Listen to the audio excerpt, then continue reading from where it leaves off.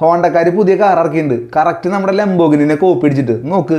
ഹോണ്ടക്കാർ Lamborghini നീ ഒന്ന് കാണിച്ചേ. എടാ അത് ലംബോഗിനെ കോപ്പി അടിച്ചൊന്നല്ല, അവന്മാരുടെ ഏറ്റവും പുതിയ EV ആയിട്ടുള്ള ഹോണ്ട സലൂണാണിത്. 2024 CES എന്ന് പറഞ്ഞിട്ട് ലാസ് വേഗാസിൽ നടന്നിട്ടുള്ള ഒരു ഷോയിലാണ് അവന്മാർ ഈ വണ്ടി കാണിച്ചത്.